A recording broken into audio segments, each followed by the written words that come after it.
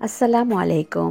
স্বাগত সবাইকে। ফুলকপি দিয়ে ঝোল কিংবা ভাজি তো খাওয়াই হয়। আজকে তৈরি করব ফুলকপির মোচমোচে পাকোড়া। আশা করি ভালো লাগবে। ফুলকপি দিয়ে পাকোড়া তৈরি করার জন্য প্রথমেই ফুলকপিটাকে কেটে নিতে হবে। আমি এখানে ফুলকপিটাকে ছোট ছোট করে কেটে নিয়েছি।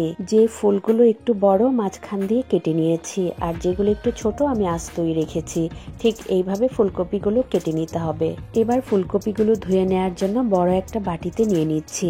অনেক সময় ফুলকপির ভিতরে পোকা থাকে, যেটা কাটার সময় দেখা যায় না। এছাড়াও পাকোড়াগুলো বানানোর জন্য আগে থেকে ফুলকপিটা আমি সেদ্ধ করব না। ফুলকপিটাকে খুব ভালো করে পরিষ্কার করে নেওয়ার জন্য এখানে আমি দিয়ে দিচ্ছি ফুটানো গরম পানি। পর্যাপ্ত পরিমাণে পানিটুকু দিতে হবে। এছাড়াও ফুলকপিতে কাঁচা একটা স্মেল থাকে, সেটাও চলে যাবে। এবার এখানে দিয়ে দিচ্ছি একটু বেশি পরিমাণে লবণ। আমি এখানে 1 টেবিল চামচ লবণ দিচ্ছি।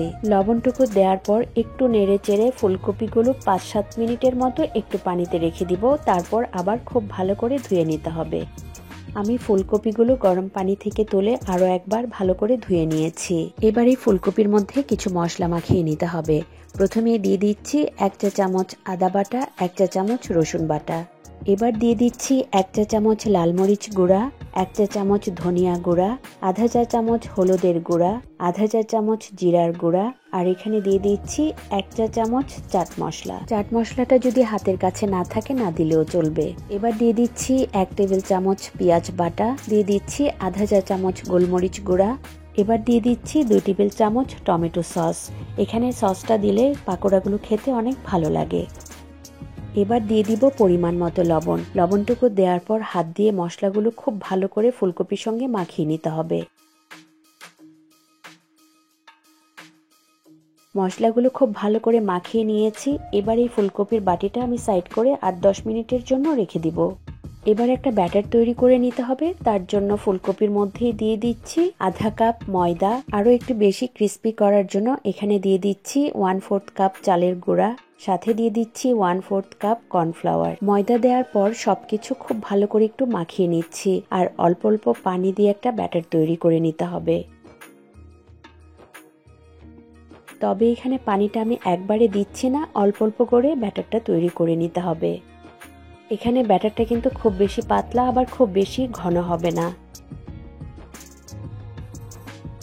আমি একটু দেখিয়ে দিচ্ছি, ফুলকপিটা কিন্তু খুব সুন্দরভাবে কোট হয়ে গেছে। এইভাবেই ব্যাটারের সঙ্গে ফুলকপিগুলো খুব ভালো করে মাখিয়ে নিতে হবে। এবার এগুলো ডুবো তেলে ভেজে নিতে হবে। ভাজার জন্য চুলায় একটা কড়াইয়ের মধ্যে তেল গরম করে নিয়েছি। তেলটা যখন খুব ভালো করে গরম হয়ে যাবে, এবার আমি পাকোড়াগুলো দিয়ে দিচ্ছি। একবারে বেশি করে ভাজার দরকার নেই, অল্প অল্প করে ভেজে নিতে হবে। পাকোড়াগুলো দেওয়ার পর একটু নেড়ে চেড়ে যখন একটা পাশ একটু হয়ে যাবে, পাকোড়াগুলো উল্টে দিতে হবে। পাকোড়াগুলো দেওয়ার পর চুলার আঁচ মিডিয়ামে রেখে পাকোড়াগুলো ভেজে নিতে হবে। চুলার আঁচ খুব হাইতে রেখে এটা ভাজা যাবে না, তাহলে ভিতরে সেদ্ধ হবে না। পাকোড়াগুলো ভাজতে আমার প্রায় 7-8 মিনিটের মতো সময় লেগেছে। আমার এখানে পাকোড়াগুলো ভাজা হয়ে গেছে, আর সুন্দর একটা কালারও কিন্তু চলে এসছে। এবার তেল ঝরিয়ে একটা প্লেটে টিস্যুর উপর তুলে নিচ্ছি, আর এইভাবে করেই আমি বাকি পাকোড়াগুলো ভেজে নিব। আর এই গরম পাকোড়াগুলো সসের সঙ্গে খেতে খুবই ভালো লাগবে। আর ভেতরটা দেখেন সুন্দরভাবেই সেদ্ধ হয়েছে। আশা করি আজকের এই সহজ রেসিপিটি আপনাদের ভালো লেগেছে। ভালো লাগলে লাইক এবং কমেন্ট করে আমাকে জানাতে পারেন। আবারও কথা হবে নতুন কোনো রেসিপি নিয়ে। সেই পর্যন্ত সবাই খুব ভালো থাকবেন, সুস্থ থাকবেন। আল্লাহ হাফেজ।